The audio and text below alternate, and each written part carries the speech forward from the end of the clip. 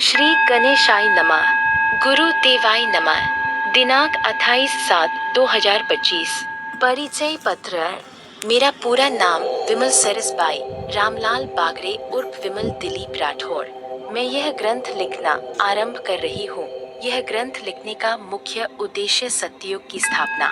हमें कलयुग से सत्ययुग की ओर जाना है, इसलिए यह ग्रंथ का आगमन हुआ है। मैं गुरु की आज्ञा और आत्मज्ञान से यह ग्रंथ लिख रही हूँ। वैसे तो मेरे गुरु भोलेनाथ हैं, जिनसे मुझे 1995 से ब्रह्म ज्ञान की प्राप्ति हो रही है। मुझे वह दिन आज भी याद है, 1995 की शिवरात्रि। मुझे अपने अंदर से एक ऐसी आवाज आई थी, तेरा जन्म सत्ययुग की स्थापना के लिए हुआ है। और मुझे कुछ समझ में नहीं आ रहा था, यह कैसी आवाज है। मैंने तो अपने मन में ना ही कुछ सोचा था, ना ही बोला था। तो फिर यह क्या हुआ, मेरे अंदर से यह कैसी आवाज आई। और फिर मैंने किसी को कुछ नहीं बताया, और तब से मुझे ब्रह्म ज्ञान की उत्पत्ति होने लगी, और मुझे कुछ समझ में नहीं आ रहा था। तब मैंने मेरे पति को बताया तो उन्होंने मुझे कोई ऊपरी हवा समझकर मुझे दरगाह में दिखाया। बहुत से ओझा से झाड़ फूंक करवाई और कोई फर्क नहीं हुआ। फिर मेरे अंदर से ऐसी ज्ञान की उत्पत्ति होती रही।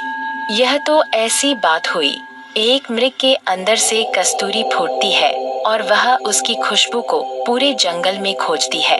ऐसे ही मेरे साथ हो रहा था। यह क्या है जानने के लिए मैं रामायण और गीता पढ़ने लगी, और इससे पहले मैं कोई ग्रंथ किताब नहीं पढ़ती थी। फिर मुझे एक किताब मिली ब्रह्मा कुमारी की।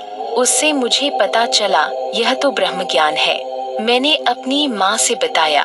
फिर माँ ने मुझे सलाह दी कि तुमको गुरु दीक्षा लेनी चाहिए। मैं हैदराबाद में रहती हूँ और मेरा मायका महाराष्ट्र के अहिल्यानगर जिला, तालुका जमखेर, खर्रा शिवपट्टन गांव में है। वहाँ एक महाराज आए थे, उनका नाम विष्णुपंत महाराज कोल्हापुरकर है। उन्होंने ज्ञानेश्वरी ग्रंथ लिखा था। उन्होंने ज्ञानेश्वर मौली के जन्म स्थल अपने गांव से अपनी आध्यात्मिक यात्रा शुरू की थी। वह बहुत ज्ञानी और प्रतापी गुरु थे। मैंने दिनांक 1/5/2001 को गुरुजी विष्णुपंत जी से दीक्षा ली थी, और मैंने अपने अनुभव गुरुजी को सुनाए, और 5 साल ऐसे बीत गए। तब तक गुरुजी ने मुझे परख लिया था, और गुरुजी ने मुझे 2005 में ग्रंथ लिखने को कहा। और गुरुजी ने मुझे ग्रंथ में कलयुग की 4 युग की गणना करते हुए लिखने के लिए कहा, और मैं किसी कारणवश तब लिख नहीं पाई थी। और 2009 में गुरुजी ने शरीर त्यागा, और गुरुजी से मुझे आज भी प्रेरणा मिलती है, और भोले बाबा से मुझे अद्भुत ज्ञान की प्राप्ति होती है।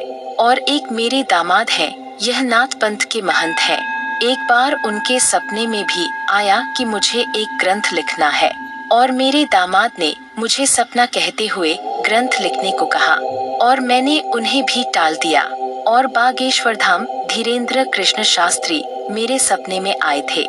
यह कोई प्रसिद्ध नहीं थे, टीवी पर भी नहीं आते थे। कुछ ज्ञान प्राप्त होता था, लेकिन मुझे अच्छी तरह याद नहीं। लेकिन जब धीरेन्द्र शास्त्री जी टीवी पर आने लगे, तभी एक बार मेरे सपने में आए, और सपने में ही मेरी अर्जी लग चुकी थी। और धीरेन्द्र शास्त्री जी भी यही कह रहे थे, तुम्हारा जन्म किसी खास उद्देश्य के लिए हुआ है, और आपको एक बड़ा काम करना है। तब मैंने अपने गुरु विष्णुपंत जी से पूछा। तब मेरे गुरु ने मुझे सपनों के माध्यम से बागेश्वर धाम के पीठाधीश धीरेन्द्र कृष्ण शास्त्री जी से दीक्षा लेने की आज्ञा दी, और मैंने 2023 गुरु पूर्णिमा के दिन बागेश्वर धाम के पीठाधीश गुरु धीरेन्द्र कृष्ण जी से दीक्षा ली।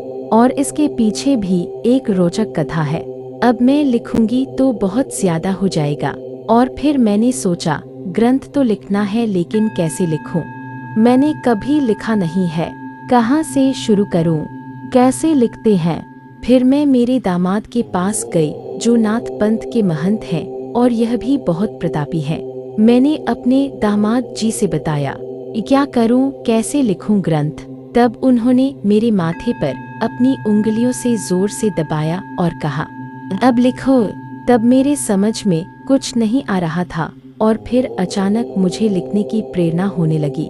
फिर मैंने ग्रंथ लिखना आरंभ किया। अब मैं अपनी बातों को यहाँ विराम देती हूँ। गुरु कृपा से मैं आज शुभ मुहूर्त पर यह ग्रंथ का शुभारंभ कर रही हूँ।